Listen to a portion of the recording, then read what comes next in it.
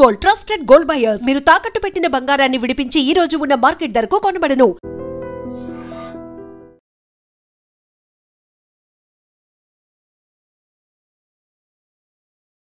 హైదరాబాద్ నుంచి పొద్దుటూర్ కి వెళ్తున్నటువంటి ఒక ట్రావెల్ బస్ 32 మందితోని వెళ్తున్నటువంటి ట్రావెల్ బస్ ఘోర ప్రమాదానికి అయితే గురైంది. యాక్చువల్లీ తెల్లవారుజామున మనం అనుకోవచ్చు.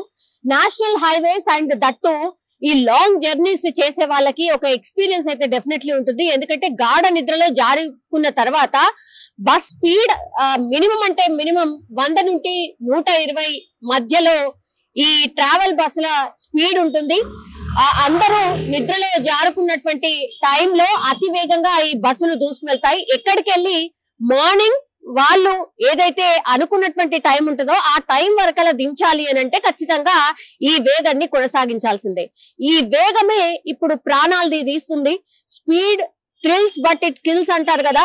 సో ఎగ్జాక్ట్లీ ఇట్లాంటి ఇన్సిడెంట్స్ చాలా వరకు అయితే నేషనల్ హైవేస్ మీద ఈ మధ్య కాలంలో బస్సెస్ అనుకోండి, లారీస్ అనుకోండి, కార్స్ అనుకోండి, చాలా ఇన్సిడెంట్స్ జరుగుతున్నాయి. కొన్ని వందల ప్రాణాలు పోతున్నాయి. అందులో భాగంగానే ఈ రోజు కూడా మహబూబ్ నగర్ దగ్గరలో NH44 మీద ఆగి ఉన్నటువంటి ఒక లారీని వోల్వో బస్ ఢీకొట్టింది. అందులో మొత్తం 32 ప్రయాణికులు ఉంటే స్పాట్ లోనే 4 చనిపోయారు. పాపం అందులో 2 మహిళలు ఉన్నారు, 2 చిన్నపిల్లలు ఉన్నట్టుగా మనకున్నటువంటి సమాచారం. అండ్ 32 మందిలో ఈ చనిపోయిన వాళ్ళ సంఖ్య కాకుండా క్షతగాత్రులు చాలా పెద్ద ఎత్తున్నారు. అట్లాగే విషమంగా ఉన్నటువంటి అంటే అత్యంత విషమంగా ఉన్నటువంటి వాళ్ళ పరిస్థితి కూడా చాలా పెద్ద ఎత్తున ఉంది. వాళ్ళని దగ్గరలో మహబూబ్ నగర్ లో ఉన్నటువంటి జనరల్ హాస్పిటల్ కి తరలించి వాళ్ళకైతే ట్రీట్మెంట్ కొనసాగిస్తున్నటువంటి సిచ్యువేషన్ ఉంది.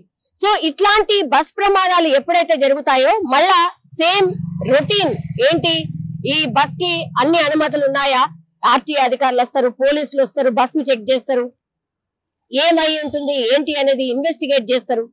జస్ట్ అక్కడ వరకే ఉంటుంది. ఆ తర్వాత మళ్ళా ఇట్లాంటి యాక్సిడెంట్స్ చూడడం మామూలే, ఇట్లా ప్రాణాలు కోల్పోవడం కూడా మామూలే అనేటువంటిది కూడా జనరల్ పబ్లిక్ కూడా యాక్సెప్ట్ చేసినటువంటి సిచ్యువేషన్ అయితే కనిపిస్తోంది. కానీ ఈ రోజు తెల్లవారుజామున జరిగినటువంటి ఈ యాక్సిడెంట్ పూర్తిగా అక్కడ ఉన్న స్థానికులు ఎవరైతే ఉంటారో అట్లాగే పోలీసులకు ఇన్ఫర్మేషన్ వెంటనే ఇచ్చారు కాబట్టి అందులో ఉన్నటువంటి వాళ్ళు ఎవరైతే క్షతగాత్రులు ఉన్నారో వెంటనే హాస్పిటల్ కి తరలించగలిగారు. అండ్ కూతవేట దూరంలోనే జరిగింది. ఎగ్జాక్ట్లీ ఎక్కడ జరిగిందంటే అడ్డాకుల మండలం కాటవరం జాతీయ రహదారిపై ఈ ఆగి ఉన్నటువంటి లారీని, మనకు తెలుసు కొన్ని లారీస్ కూడా చాలా డేంజరస్ ఉంటాయి. అంటే మనకి ఏవైతే రేడియం స్టిక్కర్స్ ఉంటాయో అవి పెట్టుకోకుండానే లారీస్ వెళ్తూ ఉంటాయి. సో నాకు తెలిసి అయితే ఈ ఇన్సిడెంట్ లో కూడా ప్రత్యక్ష సాక్షులు కూడా అదే చెప్తున్నారు. రేడియం లేదు అంటే ఆ ఆగున్న లారీ కనిపించాలంటే రేడియం లాంటిది ఒకటి అతికించి ఉండాలి. ఈ లారీ బ్యాక్ సైడ్ ఎక్కడైతే ఉంటుందో అక్కడ అతికించి ఉండాలి. అది లేకపోవడం వల్ల బస్ డ్రైవర్ గమనించలేకపోయాడు. సో ఆగి ఉన్నటువంటి లారీని ఈ వోల్వో బస్ వెళ్లి ఇక స్పీడ్ మినిమం అయితే 80 నుంచి 100 మధ్యలో ఉంటుంది అని అక్కడ ఉన్నటువంటి ప్రయాణికులు అనుకోండి, లేదంటే ఆ ఇన్సిడెంట్ చూసినటువంటి వాళ్ళు కూడా చెప్తున్నటువంటి సిచ్యువేషన్. సో ఒక్కసారిగా ఆగి ఉన్నటువంటి లారీని అత్యంత స్పీడ్ గా వెళ్లి వోల్వో బస్ ఢీ కొట్టడంతో పాపం చాలా మంది ఫ్రంట్ రోలో ఎవరైతే కూర్చొని ఉంటారో వాళ్ళు ఎక్కువ మటుకి ప్రాణాలు కోల్పోయినట్టుగా చెప్తున్నారు. మిగతా వాళ్ళు ఎవరైతే బ్యాక్ సైడ్ సీట్ ఎక్కడైతే ఉంటుందో వాళ్ళందరూ కూడా ముందుకు ఎదురొచ్చి పడ్డటువంటి సిచ్యువేషన్. ఇక ఆగమాగం కొన్ని సినిమాలలో మనం చూస్తాం కదా, సేమ్ అదే సీన్ రిపీట్ అయింది అని ప్రత్యక్ష సాక్షులు కూడా చెప్తున్నారు. క్షతగాత్రులను అయితే ప్రస్తుతానికైతే హాస్పిటల్ కి పంపించి ట్రీట్మెంట్ అయితే కొనసాగుతోంది. బట్ ఇట్లాంటి ఇన్సిడెంట్స్ జరగకుండా ఉండాలి అని అంటే స్ట్రిక్ట్ గా రూల్స్ హైవే మీద ఏముంటాయో అవి అందరూ పాటించాల్సిందే. యాజ్ వెల్ యాజ్ ఈ బస్ కి సంబంధించి నిజంగా అన్ని పేపర్స్ సక్రమంగా ఉన్నాయా, స్పీడా, లేకపోతే డ్రైవర్ ఏమైనా మందు తాగి డ్రైవ్ చేస్తున్నాడా, లేకపోతే ఈ బస్ కి సంబంధించి ఏమైనా బ్రేక్ ఫెయిల్ ఇంకో ఇష్యూ ఏదైనా జరిగిందా, క్లియర్ గా ఈ ఫేర్ ఇన్వెస్టిగేషన్ జరగాలి అని సాక్షి చెప్తున్నటువంటి సిచ్యువేషన్ అయితే కనిపిస్తోంది. నిన్న నైట్ హైదరాబాద్ నుంచి ARBCVR ప్రొద్దుటూరు ట్రావెల్స్లో ప్రొద్దుటూరుకు బయలుదేరారు. ఇక్కడ జడ్చర్ల దాటిన తర్వాత ఒక ట్రాన్స్పోర్ట్ లారీ బయట రోడ్డు పక్కన ఆగి ఉన్న లారీని ఈ బస్సు గుద్దేసిందండి. అక్కడ మా పాప అయితే ఆ స్పాట్లో ఏదో 2-3 చనిపోయారని చెప్పింది. ఇక్కడ హాస్పిటల్తో మా పాపతో పాటు ఒక వ్యక్తి వచ్చారు, ఆయన అయితే చనిపోయారు. మా పాపకి ఇక్కడ నడుము దగ్గర బోన్ ఫ్రాక్చర్ అయింది, ఇక్కడ ట్రీట్మెంట్ తీసుకుంటూ ఉన్నామండి. ఎంతమంది చనిపోయినది మా పాప చెప్పడం అయితే అక్కడ ఏదో స్పాట్లో 3 మెంబర్స్, ఇక్కడ 1 అన్నట్టు ఇన్ఫర్మేషన్ ఉంది. అది మాకు క్లియర్గా తెలియదు. ఎవరు తప్పు? కంప్లీట్గా బస్ డ్రైవర్ తప్పులాగానే అనిపిస్తామండి మాకు అక్కడ చూసిన సిచ్యువేషన్.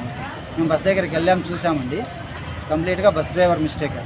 మేము నైట్ ఏఆర్బీసీ చేసుకున్నాం. నిన్న నాది సీట్ నెంబర్ 7. నైట్ 11:40కి గచ్చిబౌలి ఓఆర్ఆర్ దగ్గర బస్సు ఎక్కాము. ఇంకా నార్మల్గా బస్ నేను సీటర్ తీసుకున్నాను, సీటర్ నెంబర్ 7 సింగిల్ సీటర్ నాది.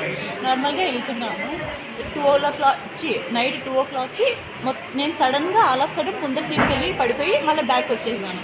అప్పటికే నా ముందు సీట్ వాళ్ళంతా పడిపోయి ఉన్నారు, ఒకరు సీట్కి మధ్యలో అతుకుపోయి ఉన్నారు. నేను ఆల్ ఆఫ్ సడన్ ముందు సీట్కి వెళ్ళి వెనక్కి వచ్చేసినాను. నా 2 కాళ్ళు ముందు సీట్లో తగిలిపోయినాయి. దానివల్ల నాకు నడుము దగ్గర ఫ్రాక్చర్ అయింది. నా ముందు సీట్ ఉంటుంది కదా, లేచింది అది. ఆ రాడ్ నాకు ఇక్కడ దిగేసి 4 కుట్లు పడ్డాయి. ఇంకా అందరూ అరుస్తున్నారు. వెనకలు ఉండే వాళ్ళు నన్ను లేపి కిందికి తీసుకొచ్చినారు. అక్కడి నుంచి అంబులెన్స్ వచ్చింది. అంబులెన్స్లో నేను ఇక్కడ వచ్చినాను. నన్ను సీట్లో నుంచి లేపినారు, ఒకరు పడిపోయి ఉన్నారు. వాళ్ళది నాకు అర్థం కావట్లేదు. వాళ్ళని ఇంకొకరు క్యారీ చేస్తున్నారు, నన్ను ఇంకొకరు క్యారీ చేసుకొచ్చి రోడ్డు పైన కూర్చోబెట్టినారు. నా పక్కన ఒక లేడీ వాళ్ళ హస్బెండ్ పడిపోయినారు, తలలోంచి బ్లడ్ వస్తుందని ఏడుస్తాను. మేబీ ఆయన ఏమన్నా ఆ స్పాట్లో ఏమైనా అయ్యొచ్చు. నేను ఒక డీప్ బ్రీత్ తీసుకొని నేను కొంచెం పానిక్ అవ్వకుండా ఇంట్లో వాళ్ళకి కాల్ చేశాను. వెంటనే నాకు అక్కడ లోకల్ వాళ్ళు ఉంటారు కదా, వాళ్ళు నా బ్యాగ్ తీసుకొచ్చి నన్ను లేపి నిలబెట్టడానికి ట్రై చేస్తారు. నాకు అవ్వలేదు. అందులోపే అంబులెన్స్ వచ్చేసింది, నన్ను ఎక్కిపించేసినారు. నేను అంబులెన్స్ ఎక్కుతానే నా ముందర ఒక సీరియస్ అంకుల్ని తీసుకొని వచ్చారు. ఆయన కూడా సివియర్ దెబ్బలు తగిలినాయి. మళ్ళీ ఆయన పరిస్థితి ఎట్లుందో తెలియదు. నన్ను తీసుకొచ్చేసినారు. నేను మా వాళ్ళకి కాల్ చేశాను. ఇక్కడికి వచ్చినాక నాకు కుట్లు పడ్డాయి, లెఫ్ట్ లెగ్ కుట్లు పడ్డాయి. ఇటు సైడ్ బాడీ మొత్తము నాకు వర్క్ అయితే లేదు. ఎక్స్రే అవి తీస్తే పెల్విస్ ఫ్రాక్చర్ అని చెప్పారు.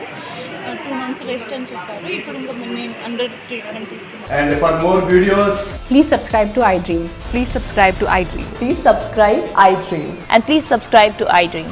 For more videos, subscribe to iDream. please like, share and subscribe to the channel. Congratulations, iDream. Subscribe to iDream. Subscribe to iDream. So subscribe to iDream Media. iDream ki iDream team andarki huge congratulations. Please subscribe iDream Media. Please subscribe to iDream. Subscribe iDream. Please subscribe to iDream. iDream అంటే నా కళల channel subscribe చేసుకున్న నోరు తిరుగుతలేదు. మీరైతే గంట గుర్తు కొట్టండి. For more such videos, please subscribe to iDream. Subscribe to iDream. Please subscribe to iDream. Please subscribe iDream Media. Please do subscribe to iDream. Please subscribe to iDream Media. For best entertainment and information, please subscribe iDream. And don't forget to subscribe to iDream.